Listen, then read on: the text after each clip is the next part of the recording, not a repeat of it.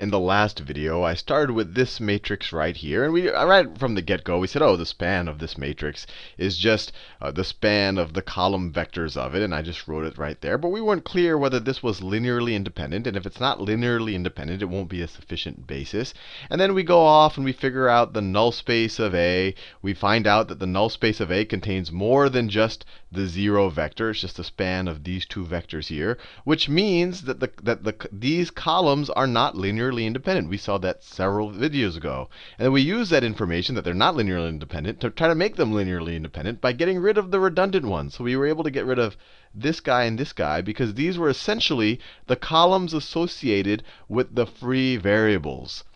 And we were able to do it using this little technique down here where we set one of these equal to 0, the other one equal to -1, and then solved for the pivot variables. And then we set the other one equal to 0 and the other one equal to -1 and solved for the pivot variables. And you could imagine that this is a kind of a generalizable process. You can always, if you have a bunch of free variables, you can set all of them but one to equal 0, and then all of the other one, and then that one that you didn't set to 0, set it to equal -1. And then you can express it as a sum of the pivot variables, where the pivot variables are a function of the free variables. So in general, and this would be kind of a quick way of doing it, we had to do it more slowly over here. If I have some matrix A, and I want to figure out the basis for the column space. The column space is just a span of these. But if I wanted a linearly independent basis, I need to figure out some set of these that are linearly independent. What I can do is put this guy into reduced row echelon form. When I put him in reduced row echelon form, and I did that over here, this is the reduced row echelon form of A. I can look at the variables that are associated. I can look at the variables that are associated with the pivot entries. So this is x1.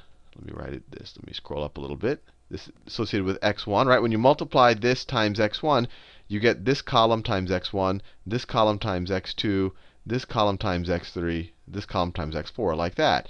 When you look at just regular A, when you look at just your matrix A, it's the same thing. If you were to write AX equal to 0, this column would be associated with x1, this column would be associated with x2, x3, and x4, like that.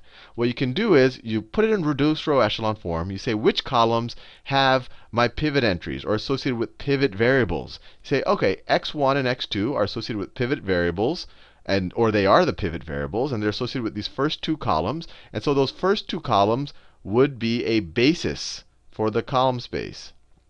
Would be a basis for the column. And how did I get this? Am I just making up things on the fly? Well, no. It all comes from the reality that you can always construct a situation where the vectors associated with the free variables, you can construct linear, you can write them as linear combinations of the vectors associated with the pivot variables. And we did a special case of that last time.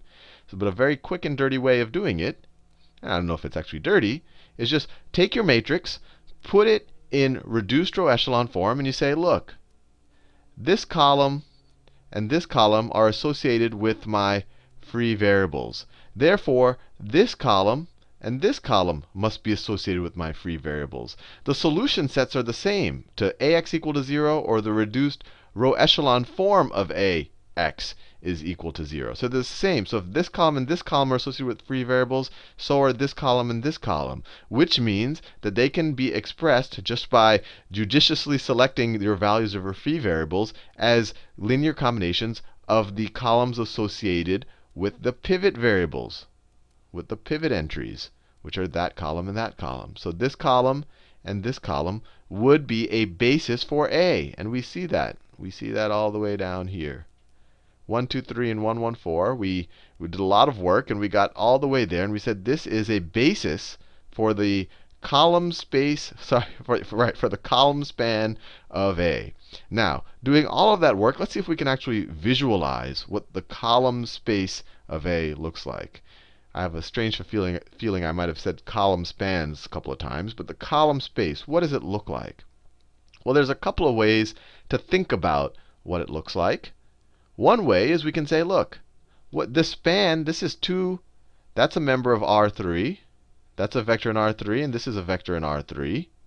So we have 2. If we imagine this is, let me draw my x, z, and no, normally it's drawn. This is normally y, x, and z axes in R3. If I want to represent them as three-dimensional space, then the vector 1, 2, 3 might look like this, where it's 1, 1, 2, 1, 2, 3. So we go out 1, down here, then up 3. So the vector will look like that in its standard form. That's that one right there. And the vector 1, 1, 4 would be 1, 1, and go up 4. So it might look something like this. It's hard to actually draw them very well in 3 dimensions, but you get the idea. But the column space is a span of these. So all of the linear combinations of these two guys. So all of the linear combinations of these two guys are going to create a plane that contains these two vectors. That you can, if you just sum these guys up, multiple combinations, you can get any vector up there. If you just add them up, you'll get that vector right there. If you add this guy plus 2 times that, you'll get some vector up here. So if you view them as position vectors, they'll essentially form a plane in R3. But let's see if we can get the equation for that plane. Well, how can we do that? Well, we know that we can figure out the equation of a plane based on the fact that a normal vector dotted with any, let's say that this is some, it's not a, let me write my normal vector like this. The normal vector dotted with any position vector specifying a position on the plane. So let me call that x minus any point on the plane, or any vector position on the plane. So I could do that minus the vector, maybe I'll do the minus the vector 1, 2, 3, has to be equal to 0. And we can use this information to figure out the equation for this plane. But what is a normal vector? How can we find a normal vector to this plane? So this would be a vector. It's a vector. Let me see if I can draw this in a way that doesn't confuse the issue. If the plane is like that, the normal vector would come out like that. So how can I create a normal vector? Well, we learned that you take the cross product of any two vectors in R3, and the cross product I've only defined so far in R3, and I will get a vector that's normal to both of those vectors. So let's take the cross product. Let me say, this is a nice way of thinking about it, because it's really integrating everything that we've covered so far. So let me define my normal vector to be equal to 1, 2, 3 cross 1, 1, 4. And what does this equal? What does this equal? So my first term, I ignore that. I get 2 times 4 minus 3 times 1. 2 times 4 is 8. 2 times 4 minus 3 times 1. 8 minus 3.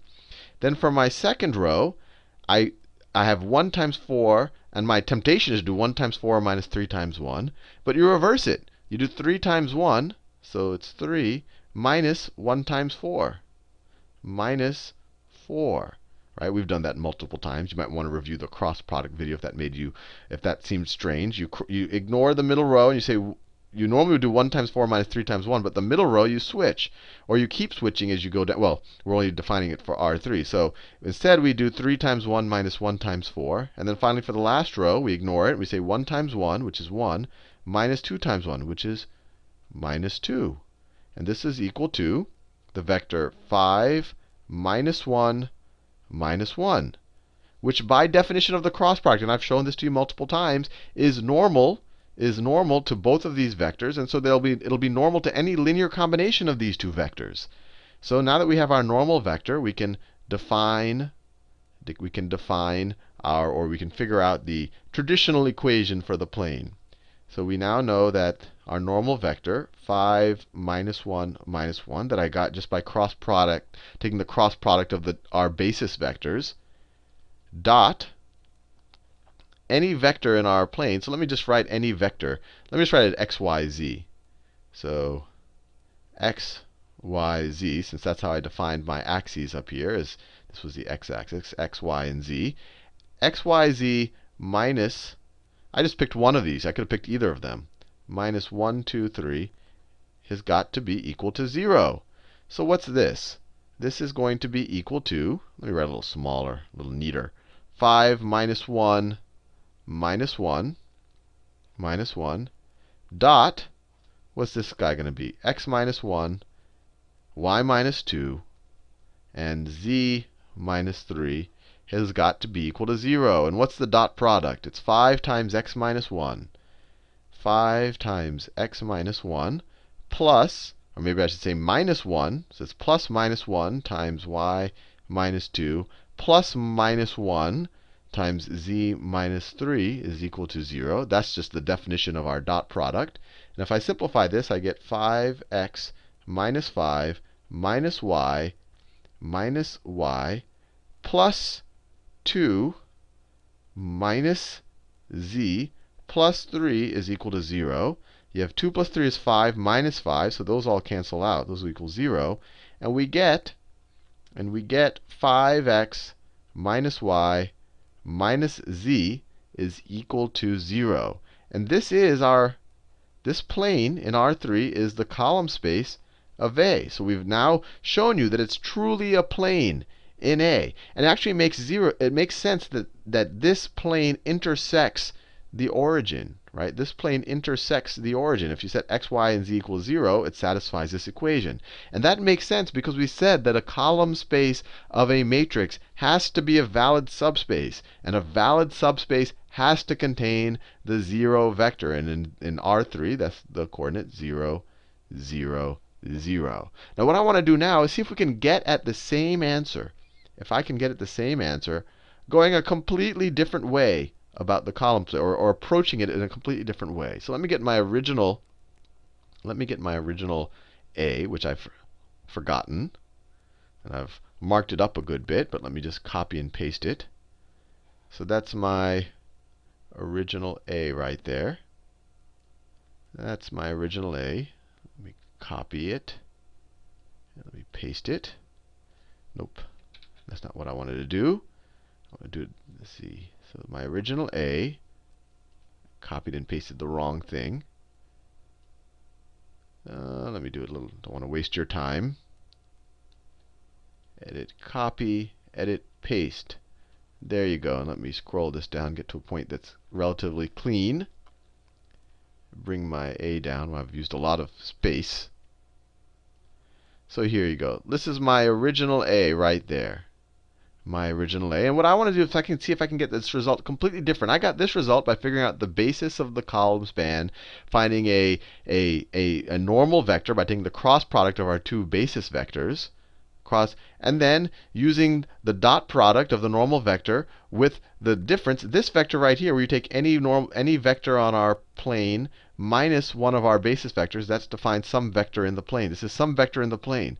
So any vector in the plane dotted with my normal vector is going to be equal to 0. And actually, I should probably make a side note here that the only reason I was able to say that the normal vector is the cross product of my two basis vectors is because I knew that these two basis vectors, not only do they specify some point on the plane, so let's say that this guy right here is this blue vector. Not only does he specify some point on the plane right there, not only does he specify this point right there, but the vector lies completely on the plane. How did I know that? Because, and I knew from the get-go that the 0, 0 vector is in my span, right? I knew that if I draw this guy in just standard position, the point 0, 0, 0 is in my span, and I know that its endpoint is in the span. So this whole vector has to be in my plane, and likewise this whole vector has to be in my plane. So if I take the cross product, anything normal to these guys or any combination of these guys is going to be normal to the plane. We got this result right here. But let me take this right here and use our other definition of column span. Our other definition, or it's really an equivalent definition, is all of the valid solutions to AX. Let me write it this way. It's all of the valid solutions to AX where x is a member of Rn. Or another way we could think of it is we could view it as all of the valid b's where AX is equal to b, and let me write this, and maybe I should write an and x is a member of Rn. These are equivalent statements. I'm just defining b here to be AX. So these are equivalent statements. But let's run with this a little bit. So let's say that I define my b. So b is going to be a vector in R3. right? And we already have an intuition like that. So let's say that my b, let's say that when I take ax, I get a b that's equal to x, y, z. And I want to figure out what x, y's, and z's can I get valid solutions for. So if I take my vector a, so let me take my vector a right there, and then let me multiply it. Let me multiply it times,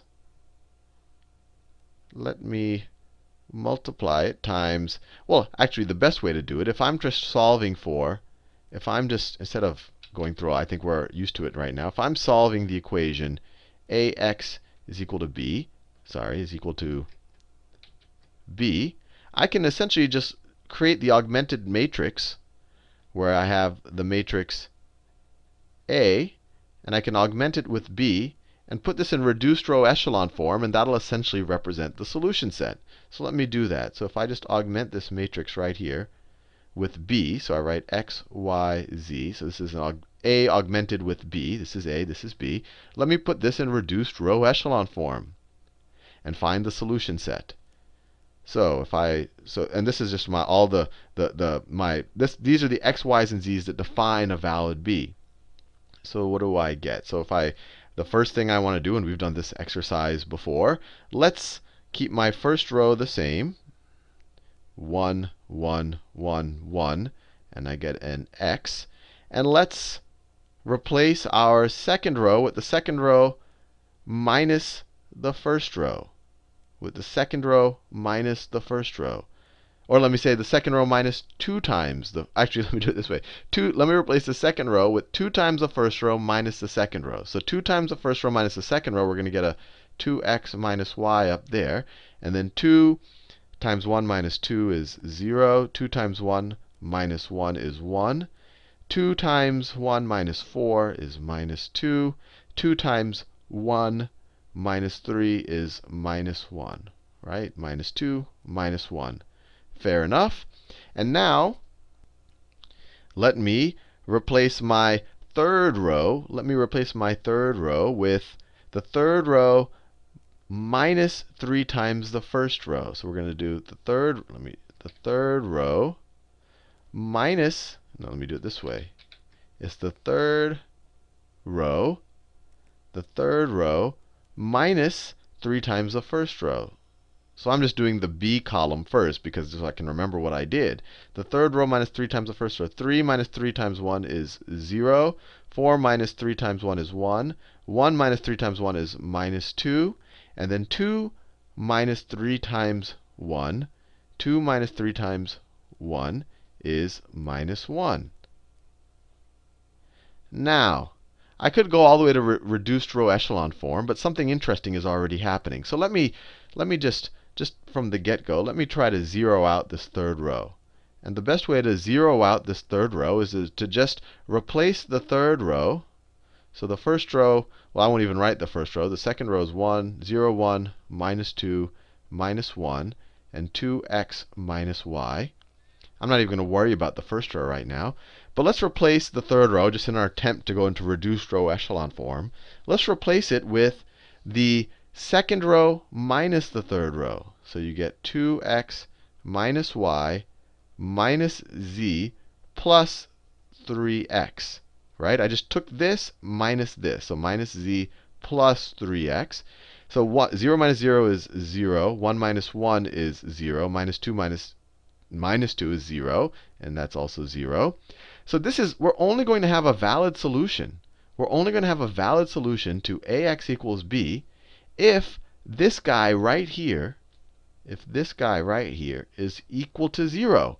What happens if he's not equal to 0? Then we're going to have a bunch of zeros equaling some number, which tells us that there's no solution. So if I pick a b where this guy does not equal 0, then I'll have no solution. If this guy equals 5, if I pick x, y's, and z's such that this expression is equal to 5, then ax equals b will have no solution because I'll have 0 is equal to 5. So this has to equal 0. So 2x minus y minus z plus 3x must be equal to 0 in order for b to be valid. In order for b to be a member of the column space of A. In order for it to be a valid vector that ax can become, or the product a times x can become for some x. So what is this equal to? If we add the 2x plus the 3x, I get 5x minus y minus z is equal to 0, which is the exact same outcome we got when we figured out the basis vectors. We said, oh, you know what? The basis vectors, they have to be in the column space themselves by definition. So let me find a normal vector to them both by taking the cross product. I did that, and I said the cross product times any valid vector in our space minus one of the basis vectors has to be equal to 0. And then I got this equation. Or we could have done it the other way. We could have actually literally solved this equation, setting our b equal to this. And we said, what b's will give us a valid solution? And our only valid solution will be obtained when this guy has to be equal to 0, because the rest of his row became 0. And when we set that equal to 0, we got the exact same equation. So hopefully you found this to be mildly satisfying, because we were able to tackle the same problem from two different directions and get the same result. And it kind of shows you the beauty of linear algebra, how it all starts to fit together.